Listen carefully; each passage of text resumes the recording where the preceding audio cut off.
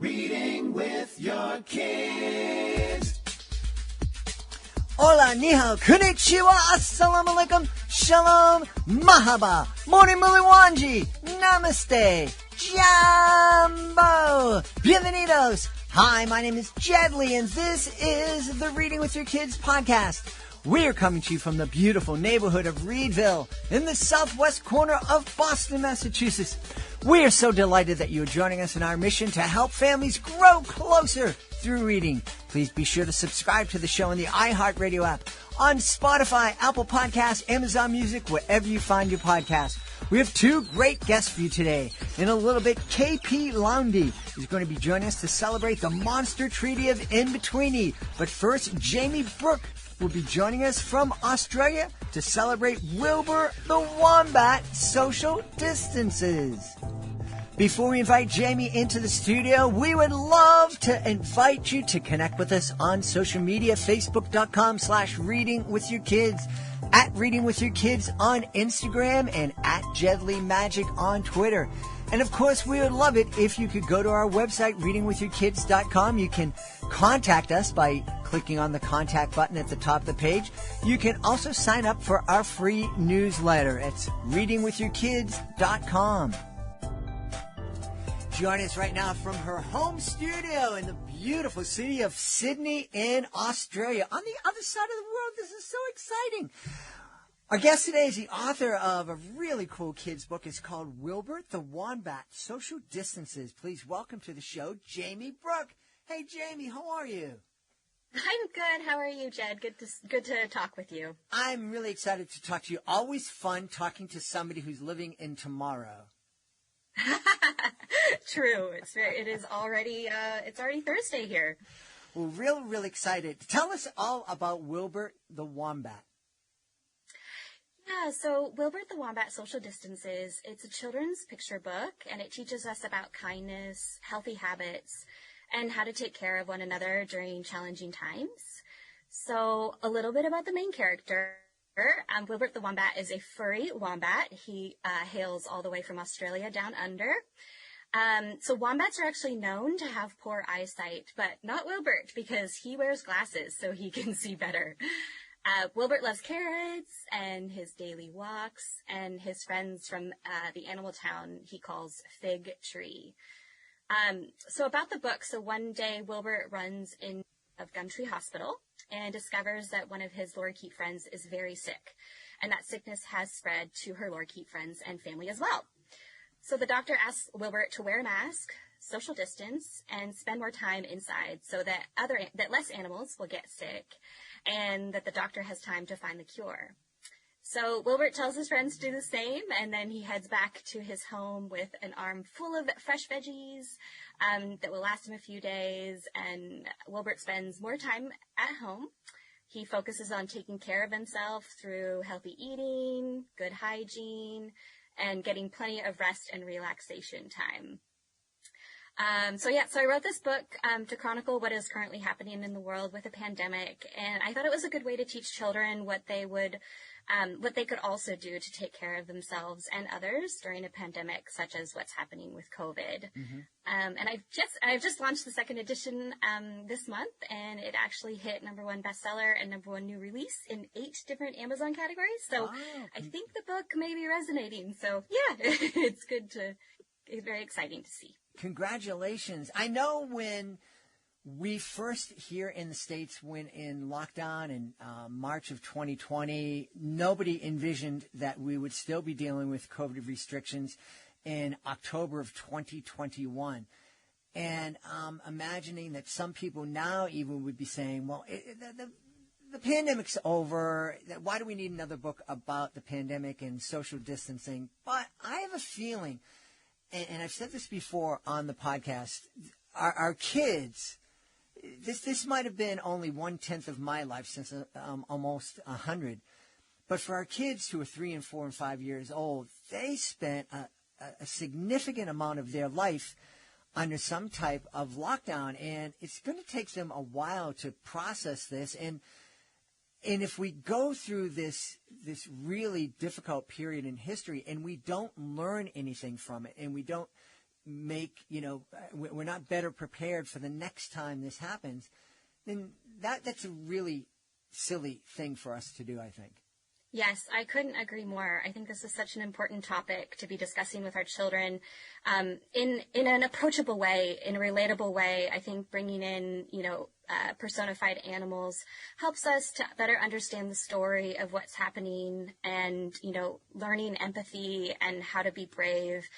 And to also share our feelings. Wilber has a conversation with Dr. Kookaburra, and he says, I must admit I'm feeling a little afraid. And, the Dr. Kookaburra gave him that space and said, I understand, and you can help me out. And so I just think that's a really special message to be giving to our children during this time. Yeah, absolutely. Now, you told us a little bit about what Wilber is a wombat, and that he's furry. But you also mentioned a lorikeet and kookaburra. And I know what a lorikeet is because I have friends in Sydney, and they've sent me pictures of those beautiful birds. But a lot of people here in the States don't know what a wombat is or what a lorikeet is. And so can you tell us a little bit about those unique animals that are in the story? Oh, yes. And I should mention at this point, I guess I should mention that I am an American and I am living life in Australia. If you can't tell from my accent, I am not an Australian. So I grew up in California, and when I moved over here, so I'm a huge animal lover. And so being able to meet these Australian animals was so special to me. These animals that are uniquely Australian that you can't really find anywhere else in the world, except maybe at zoos.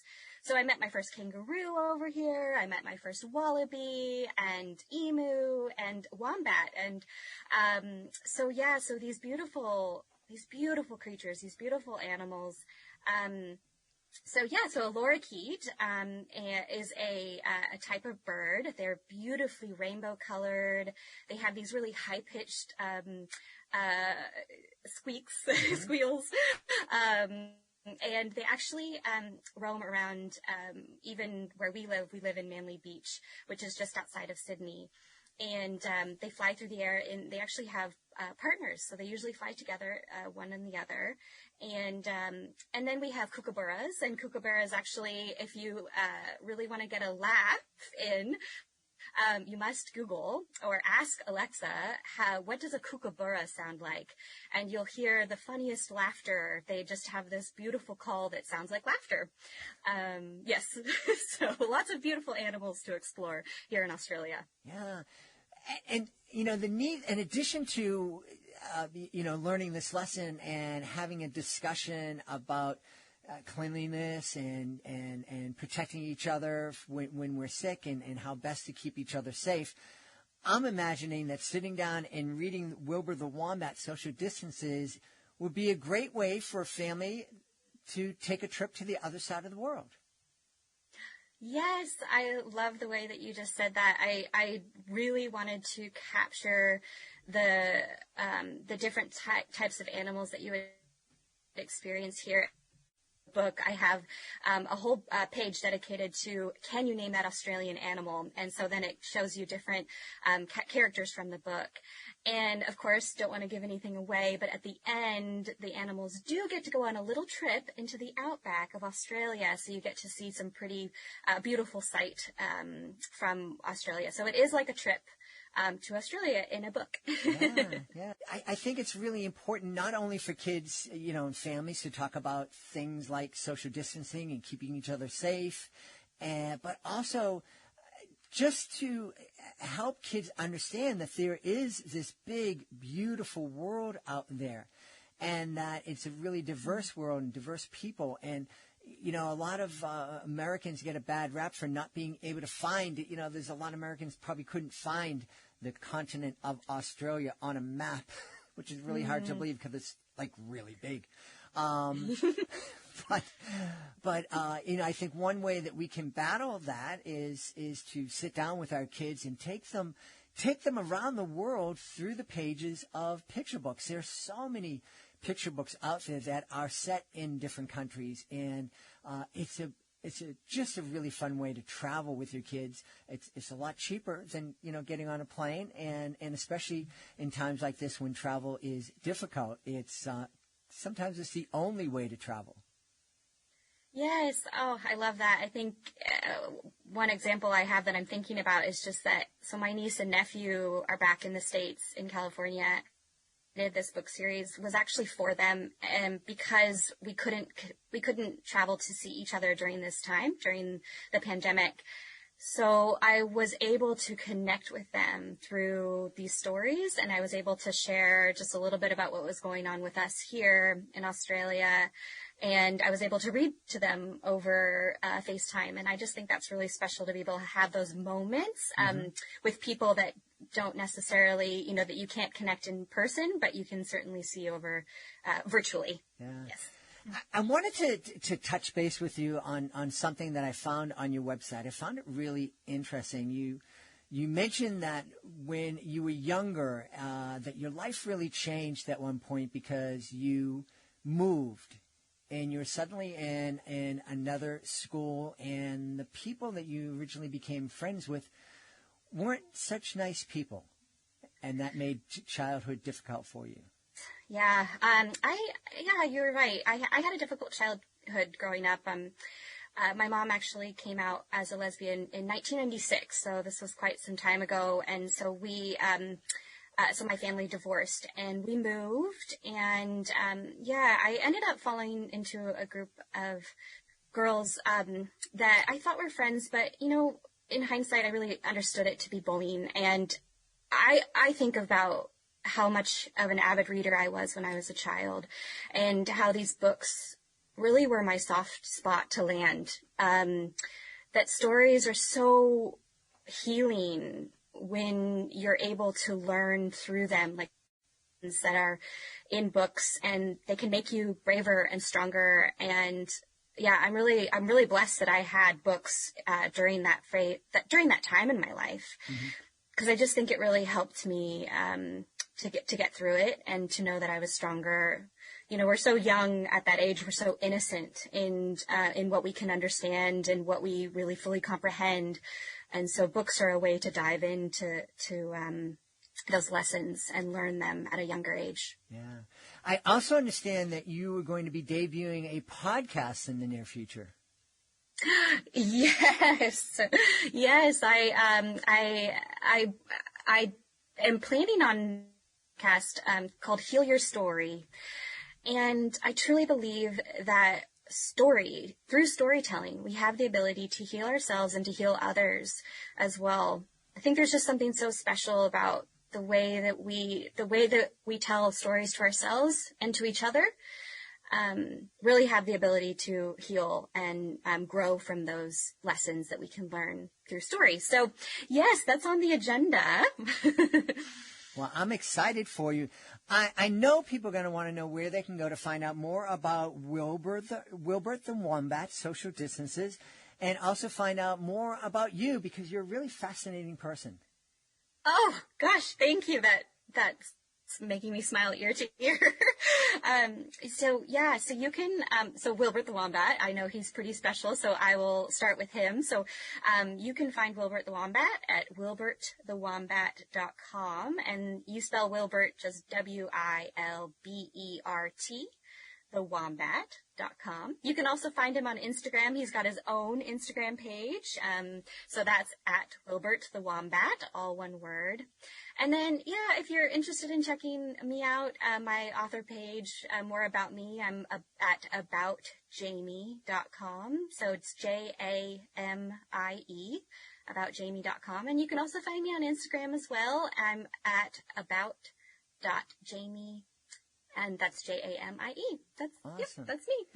We've had a wonderful time speaking about a lot of different things, speaking about Wilber the Wombat, social distancing, and also speaking about the beautiful nation of Australia, and learning a little bit about our guest, Jamie Brooke. Hey, Jamie, thanks so much for being with us. Thank you so much for having me. Before we invite KP into the studio, we want to invite all the authors that are listening to please be sure to visit our website, readingwithyourkids.com. Click on the author's Click Here button at the top of the page, and you can scroll on down to find out the many ways that we can help you celebrate your book and let the world know that they should take a look at your book and consider adding it to their family library. Of course, you can be a guest on the podcast. That's fun. It's easy. It doesn't cost a thing. You can also submit your book to our Certified Great Read panel. If our panel believes that your book is worthy of 4 or 5 out of 5 stars, it becomes a Certified Great Read, and with that status comes a number of really fantastic tools to help promote your book.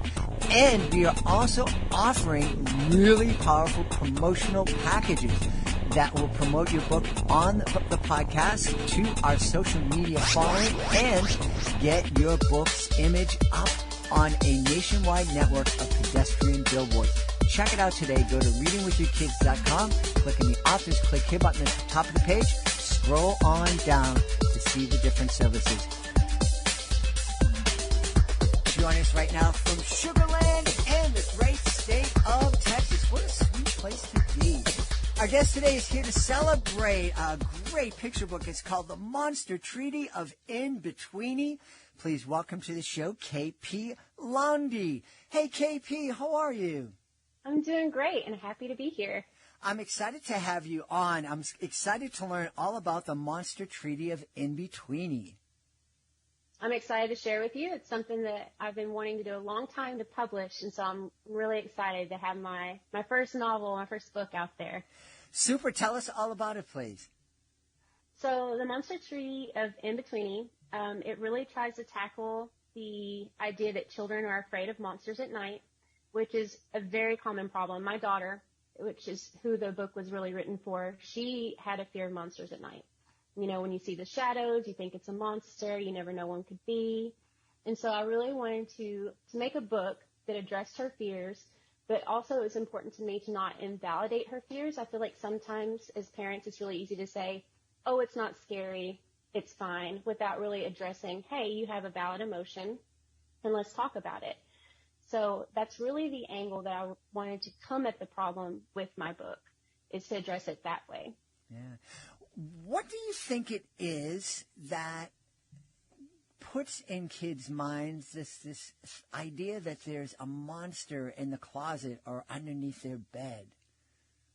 I think this is a little bit like really diving into psychology, but I really think it's kind of a primal thing. So whenever, you know, as people, you see a shadow and you think danger. And to them, you know, they don't really have this idea of like real dangers like adults have, you know, of other people really. So they try to make it into something that makes sense to them, which is kind of a boogeyman or a supernatural type of thing. And so I think that that's what it is. It's just a coping mechanism for seeing something that looks dangerous and assigning that dangerous idea to something that makes sense to them. So what's the best way to kind of help comfort kids without going in and doing that thing that you said that just not, there's no monster under there. You know, how can a monster fit underneath your bed? Yeah. I think that really addressing the fact that they have an emotion and that that's fine that they have that emotion and that it's okay to have that emotion is really important.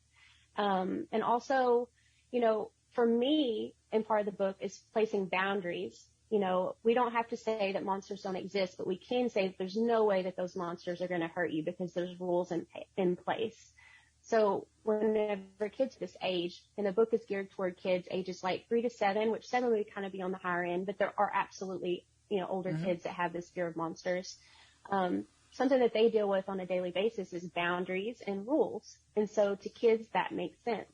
So in the book, the monsters, with the help of the parents, make new rules for their hiding and their seeking. And so now they don't get to come and they spy on the kids and scare them.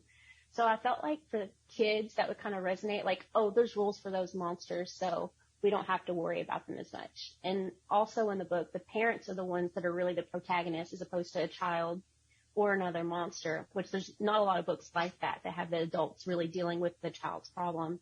And so hopefully that would reinforce, you know, hey, you can go to your parents for problems and your parents can help you solve these scary things. And so that was important to me also in the book. Yeah. You mentioned at the top of the show that this has been kind of a dream to become a children's author. Mm-hmm. Were there any monsters that were preventing you from making that dream come true? Oh, yeah. So, the self-doubt is really easy to let seep in and to kind of stop you from a lot of things. And for a long time, I've been writing since I was a kid. I've always kind of been a writer. But to put yourself out there is really scary. That's a big monster display, is to get over that hump and just to let other people read your work. And so, it was just all of a sudden I was just like, yeah, let's just do it. And so I just put all of my energy into it. And I decided, number one, I wasn't going to be afraid, and I was going to put my work out there so that other people could read it. Yeah. So what was that like when you received that first author copy and held it in your hand? It was a dream come true. It sounds so silly, and I know that it's like this for a lot of other authors, that anytime you're able to touch something that you've been working so long on, it's kind of surreal.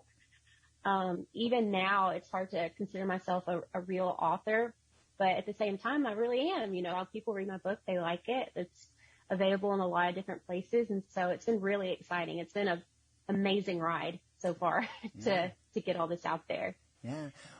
And you were mentioning that people are reacting to the book. What are some of the reactions that you've heard?